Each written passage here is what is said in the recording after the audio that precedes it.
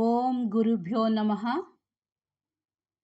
హయగ్రీవస్వామి తన శిష్యుడైన అగస్త్య మహర్షి ప్రశ్నార్థసారము లలితా సహస్రనామ పారాయణ ఫలశ్రుతిని ఈ విధంగా వివరిస్తున్నారు.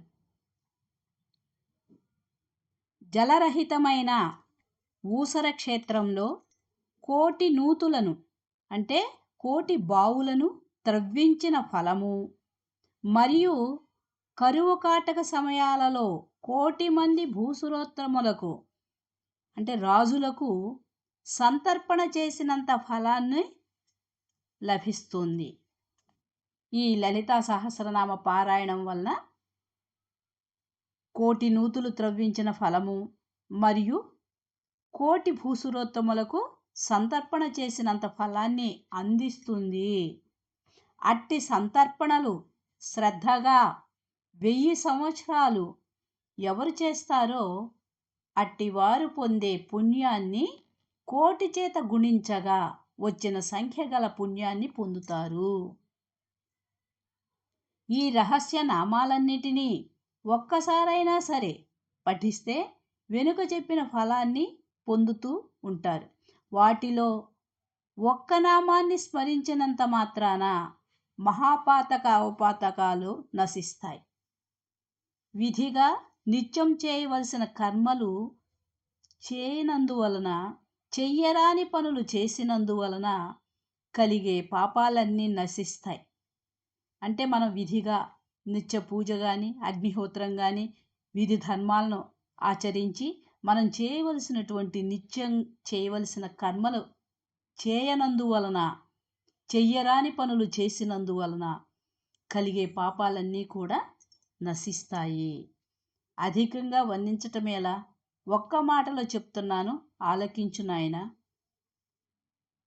ఈ 1000 నామాల్లో సమస్త పాపాలను నాశనము చేయునట్టి ఒక్క నామానికున్న శక్తి చతుర్దశ భువనాలలో దేనికి లేదు.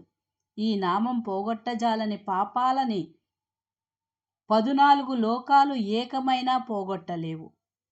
ఈ సహస్రనామాలను విడనాడి పాపాలను నాశనము చేసుకోగోరువాడు శీతబాధను పోగొట్టుకోదలిచి హిమవత్ పర్వతం చేరినవాడవుతాడు. నిత్యం ఈ నామపారాయణ చేయు భక్తునికి శ్రీ లలితాదేవి సంతసించి సమస్తాభీష్టములను ప్రసాదించును.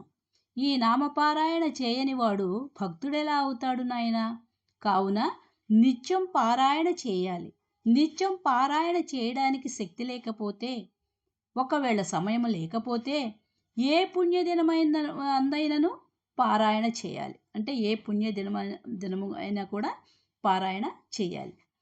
అంటే పండుగ సమయాల్లో కానీ విషవ కాలమందైనా కానీ భక్తుల జన్మ తిథి వార నక్షత్రాలలోనూ అంటే నవమి చతుర్దశి శుక్ల ముఖ్యమైన తిథుల్లో శుక్లపక్ష అలాంటి ముఖ్యమైన తిథుల్లో కానీ శుక్రవారాలందైనా దీనిని తప్పక పఠించాలి.